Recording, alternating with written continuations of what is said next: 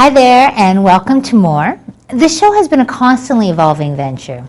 Long before the real vision of More had even rolled out, one individual took the time to sit down and chat with me, and it became one of the greatest conversations I've had about exactly what the show is meant to be about. As part of one of our early pilot projects, Stanley Hartt spoke to me about his More, and I think his interview is important to share, so let's take a look. Hello, and thank you so much for joining us here on Dex TV, and specifically our new show, There's More. This show is in response to the unspoken question we all have: is there more? My name is Sheba Varghese, and I am an executive coach who has been trained and certified by internationally recognized institutions. My company has been working with executives all over North America for over 5 years.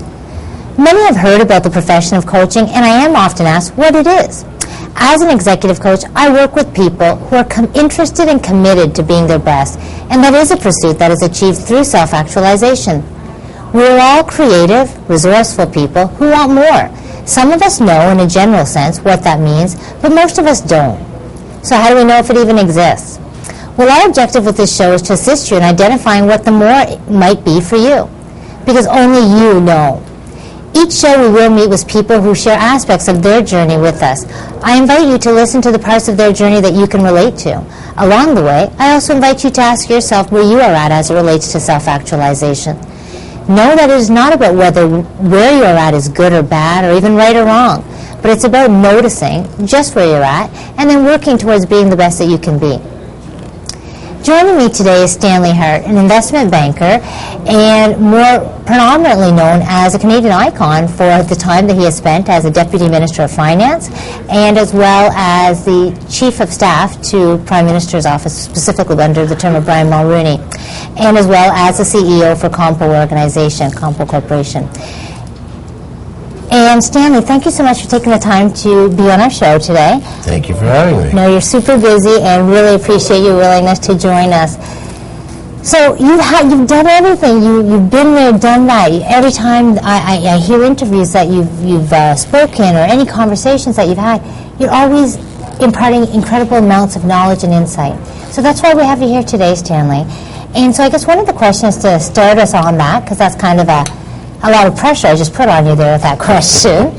But tell us a little bit about how intentional your journey has been. That's a very good question, because it really wasn't intentional in the sense. To make it short, I studied law and I went to work for a law firm. I did that for about 20 years, and basically during that 20 years I did everything that a lawyer ever does in their life, and I was looking at just doing it again and more and over again. And out of the blue, at a time when I was asking myself whether I wanted to do this for another 20 years or 30 years, or maybe if I got lucky, 40 years, I got an invitation to go and hold what I think are the two best jobs in the government that you don't have to run for, Deputy Minister of Finance and Chief of Staff. That happened sequentially. And when I finished that, I didn't know what else to do, so I thought I'd go back to the law firm. And along came a headhunter looking for someone to run a very bankrupt, very troubled real estate company that needed someone to reorganize it, get it out of bankruptcy, and lead it back to solvency and to save the company.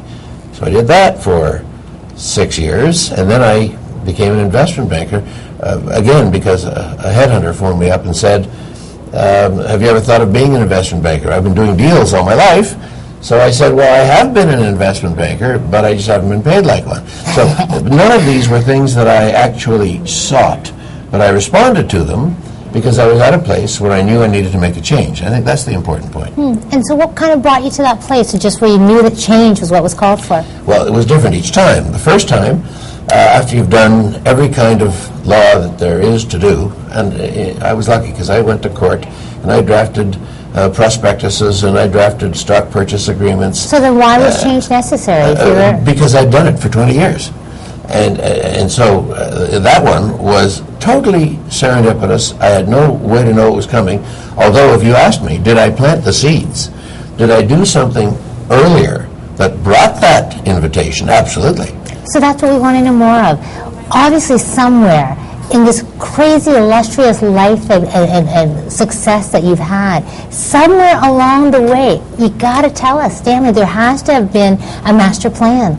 No, you see, I don't think there was. What there was being a loyal and good friend, helping people who you knew, both professionally and in other ways. So, for example, how did I come to get asked to be Deputy Minister of Finance? Well, long before Brian Mulroney ever decided to go into politics, he was a spectacularly good labor lawyer. And among the many, many, many kinds of law that I did a lot of labor law. But did you care? Like, well, okay, so I understand. Yes, I cared, because I cared about him. And here's the point. This is the whole point. I cared about him as a person and as a friend. We were a spectacular team in court. We had, one day when you have 7 hours, I'll tell you the stories about the great cases we won and how hilarious it was to work with them and how rewarding it was to work with them. And so when he became a candidate for the leadership of the Conservative Party, I was a Liberal. I wasn't a Conservative, but I helped write a campaign song for his first leadership convention. I helped to raise money. I went to strategy meetings with a gang of us who were all friends together in Montreal. And frankly, he did the same for me. I was asked to run for Parliament only once in 1978.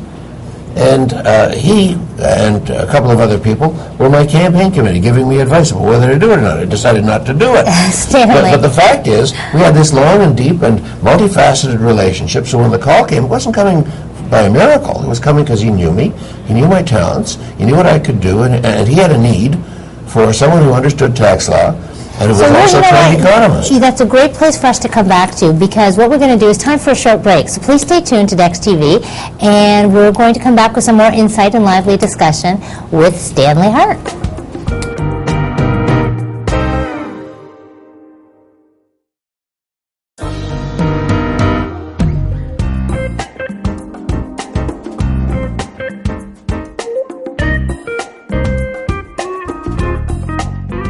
Welcome back to Dex TV, and there's more. So we're going to continue speaking with Stanley Hartt and find out more about his whole journey. So Stanley, you were talking about how it kind of serendipitously fell on your lap. You weren't a conservative, you didn't really care much about any of that stuff, although you were helping a friend out. So I hear a whole lot of external influences that came into you. I guess I'm curious, tell us a little bit about the internal stuff. What were the things that were guiding you as you were... Well, but don't leap to the conclusion that I didn't care. I cared like mad about being Deputy Minister of Finance. There's a famous story. I went to see our senior tax partner, the founder of the firm. And I said, it's a big thing to leave the law firm and work for 25% of my salary. How am I going to do that? And he said, listen, if you were a little Catholic boy, you wouldn't go and ask the parish priest if it was okay to become Pope. I mean, Deputy Minister of Finance writes the tax laws, and we're a tax firm. And that's why he's asking you to do it, because you know how to do that stuff. You go and we'll figure out later how you're going to do it. So I cared like mad about doing it. Okay, but still, it wasn't what I'm hearing you say. And you didn't apply for the job. You can't apply for that job. Nobody applies for that job. But would you have if you could have? Stanley, I'm just asking about... That's a very interesting question. Would I have applied for it if I could have? Maybe. There are some jobs you do apply for. Lawyers apply to be judges.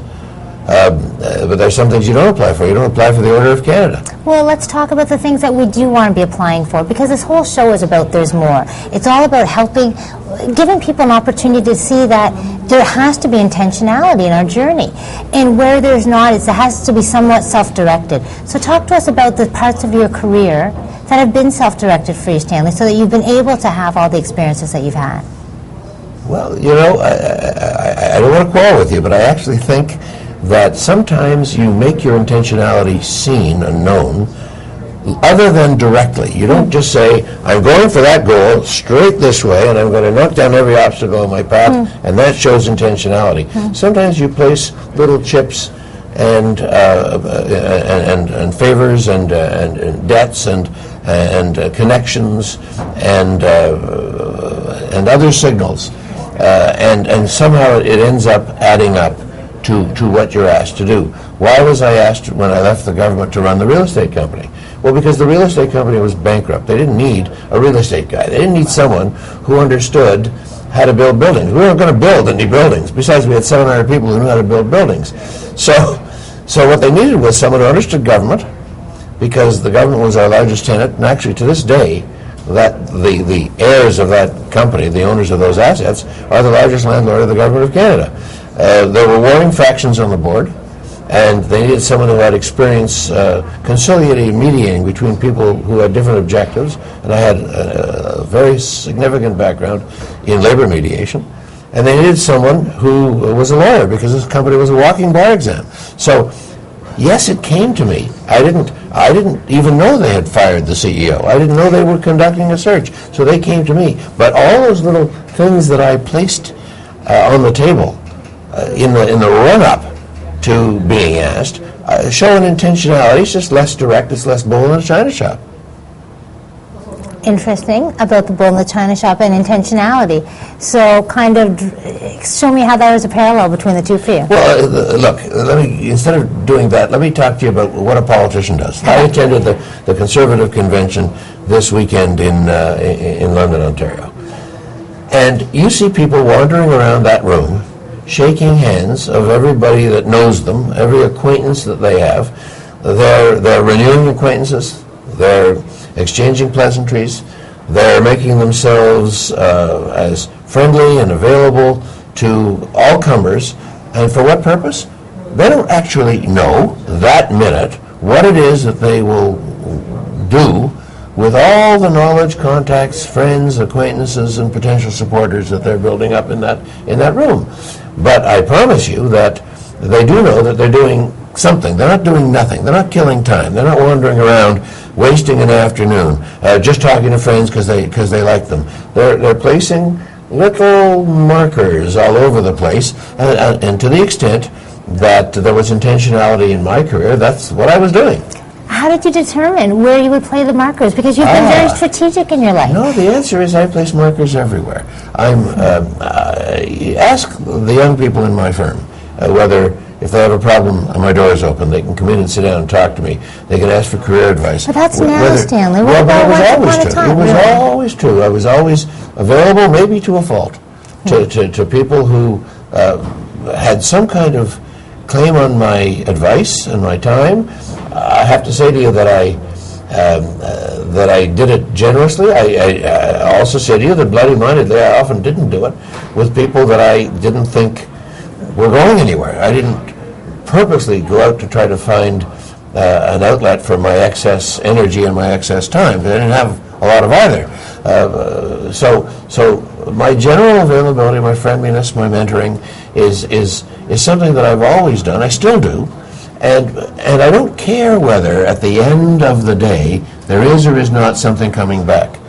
But that's the whole point. Something always does come back. Something always comes back when you conduct yourself like a real person, like a giver, instead of putting blinkers on and saying, look, I don't see how you're going to assist my career, so I'll either ignore you or stab you in the back or ride roughshod over you and see that I can terminate your career. There are a lot of people who live their business lives that way. I've never run my business life that way, and I'm never going to. So what is it then that you would kind of, if someone said, how do I be Stanley Hartt? How do I have what he's had?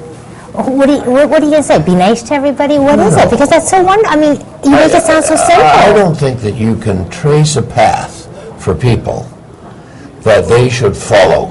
I mean, I often get people saying, how did you manage to have 4 spectacularly different and 4 also successful careers? How did you manage to have such a fulfilling life? One side answer is, I'm not sure you could do that now. For example, in the law firm, when I began, I was lawyer number 10 in a gigantic firm that now has 400 plus lawyers all over the world. As lawyer number 10, I wasn't in a department, so I didn't do real estate or corporate law or tax law or labor law or litigation. I did everything. And I actually believe that was a wonderful, wonderful training for me.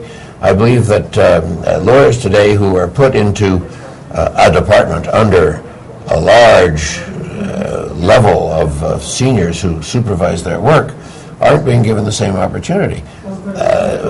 So I'm not sure that you can do what I did, and I'm not sure that you should hold me out as an example for how you should structure your life so as to be like Stanley Hartt. I don't think it's possible. And that's not really what this show is not about, being a Stanley Hartt or anybody. It's really about what's the more out there, and how do people go about starting to access that?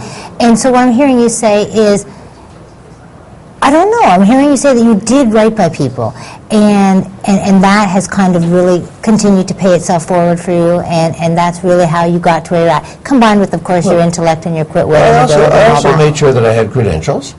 I mean, just so now, if we were to take away with all those external things to view, when you were once upon a time kind of thinking about it all, I guess I'm wondering, what is the opportunity for people to be able to kind of, who are looking for their more, who are saying, geez, there's got to be something more. I'm going this hard, I'm working this hard, I'm doing everything I'm doing, I've gone to school, I've got the credentials, I've done the deeds. What do you want to say to them?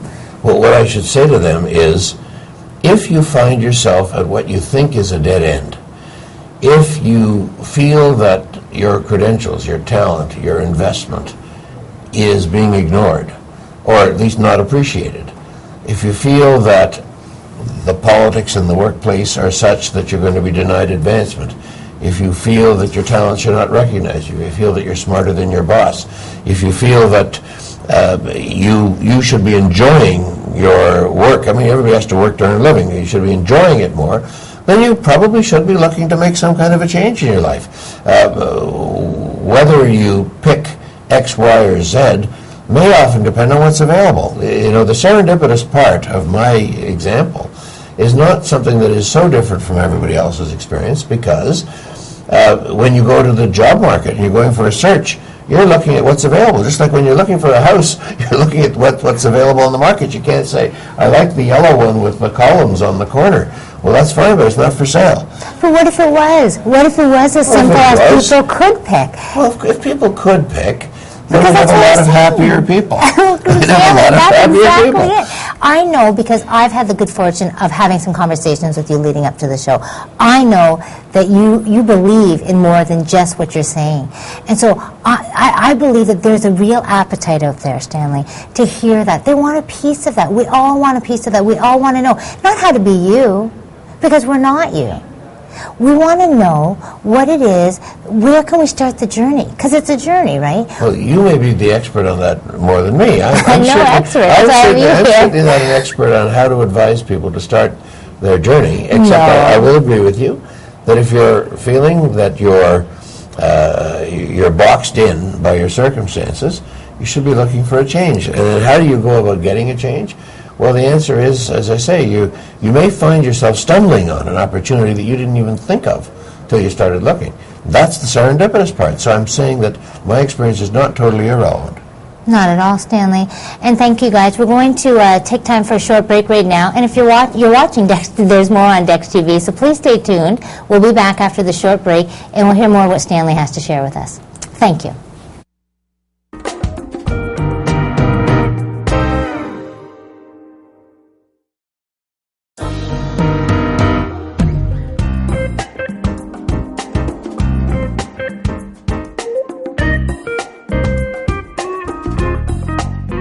Welcome back to Dex TV. You're watching There's More, and I'm here with Stanley Hartt. We're going to finish up our interview with Stanley, and he's sharing lots of his journey with us, and, I mean, let's admit it, the guy's been lucky. Most of us, the majority of us, don't have the Stanley Hartt kind of life or the careers that he's had. And yet at the same time, we're all kind of on this walk together, and there is something that from everybody's journey we can benefit from. So we're going to take it back to Stanley. And Stanley, I'm going to ask you to take it from there. Well, look, I agree with you that I know of people who are boxed in their corporate lives or their business lives or their professional lives who want more, are capable of more, who both of us would agree should be doing something about it. I guess the only point I'm making is that whether you can resolve to do something and then by resolving make it happen and make a specific thing happen. It's a very small quarrel we're having, because I actually believe that when you want to do something, you get up and do it. Look, I've had two examples in my own life which are things that I've done that were extra professional. I wanted to conduct the Toronto Symphony Orchestra, so I bid at a charity auction, and I got the right to do it, and I've done it, and if you want to see it, you go to YouTube and type in Stanley Hartt. I mean, I have done that, and I did it because I wanted to, all right? Now, I also wanted to plead a case in the Supreme Court. In my life as a lawyer, I never did that. I'm still a member of the bar, still pay my fees, I'm a QC, and a great constitutional case came up, and I ended up being hired pro bono to work for a committee of senators who went to the Supreme Court and won a landmark case. And I have pictures in my office to commemorate that. So my point is, I still do reach out to do things that I haven't done yet.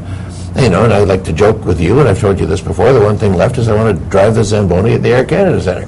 Maybe somebody will watch this. Maybe somebody will see this and phone me up and say, Stanley, you know, come drive the Zamboni. And is it okay if it's not at the Air Canada Centre? Sure. I'll drive it on outdoor ride. So, I mean, I'm not quarreling with you. I agree with you that people who feel boxed in and who aren't blessed by their guardian angel coming over the top of the wall and saying, come do this other job that's really, really, really interesting, should be thinking about it, should be doing something about it. And so the question becomes that for everyone. Is it about being boxed in? Is it really about acknowledging where one's at and kind of where it sits with where they want to be at? Where would you say the starting point is? Is it about feeling that kind of, oh man, I'm caged, I'm boxed, I can't get out of this, what do I do? Well, I think the name of your show is the answer to that question. I mean, there's more if you accept that there is more, and that to be fulfilled, or as you would say, self-actualized. I've never understood what that means. But Send the emails to him. If you accept that that's true, of course you should be doing something about it. And you're right. I mean, you know, Stanley's here today because Stanley has done so much more, and there is more out there for all of us. And then the question is, again, where are you at in your journey? And so again, this is where we're going to take it back to Stanley, because Stanley, what I'm hearing you say is you've been fortunate, you've been blessed, you acknowledge that, you don't hide behind that, you don't claim any great intelligence, even though you are a super intellect. All of those things being the same, I guess, at what point, there had to have been a once upon a time, even when you were just sitting on Daddy's lap. I mean, like, there had to have been a once upon a time. I have to believe that. Everything I believe is based on there's more, there's an equal cause and effect theory at play in all of our lives. Show me where that's been the case with you. Well, I mean, certainly I was dedicated to getting my education. My father died when I was 12, so I didn't sit in his lap he was a politician, so he wasn't home for me to sit on his lap. But between my mother's generosity and resolve and self-sacrifice, my own summer jobs, I managed to work my way through school. I really wanted to be a lawyer, and I actually couldn't afford to wait to go to work to finish my education. Why did you want to be a lawyer? So tell us about that. Why? Well, that's the interesting thing. At first, only when I was a kid, because my father was a lawyer. Later, because I thought that the law was a great and majestic thing. But I can tell you that when I graduated from law school, even with great marks, I didn't really know what a lawyer does. And I found that out working for this wonderful firm that still exists and prospers in many cities and countries around the world. So I was curious, I was dedicated, I wanted to pursue that goal. How I pursued it is part of what I mean when I say leaving little breadcrumbs all over the road so that people could find their way back to me. I mean, I gave of my time, my efforts, my goodwill, my friendship, and I got paid back in spades. So I'm not saying that's the route for everybody. I'm saying that certainly is how I came to be fortunate enough to have 4 great jobs in a career. So when you have those junior investment bankers coming into your office, because you have that open door policy, if they were to sit down with you and have a heart-to-heart, say, Mr. Hart, I would love to have a heart-to-heart with you. I get it. What is it you'd say to them? They tell you, I'm just not where I want to be at. I know that there's more, and I'm not really quite sure how to go about finding it for myself. Well, the first thing I say to them is that investment banking isn't for everybody. To be a successful investment banker, you have to love commerce. And you have to work at it full-time. I mean, more than full-time. You work 12, 18 hours a day as a matter of course. So therefore, if you don't love it, start thinking about something else to do. You know what? That's brilliant. And that's really what it's all about. It's kind of, I guess, the willingness to, first of all, acknowledge that we're not where we want to be at. Stanley, thanks so much. That's our time for today. And again, many thanks to Stanley Hartt, investment banker, person extraordinaire, Canadian icon. We really appreciate you taking the time to come in and speak with us today, Stanley. It has been such a pleasure. Hi again, and that was an early episode of More, featuring the fantastic Stanley Hartt. I'm happy we had the chance to share his story with you all. Remember, the show is for you, and so if you have any thoughts, ideas, or questions, please contact us via our blog. Thank you for joining us on More, and remember, in all that you do it for truth. Thanks. Take care.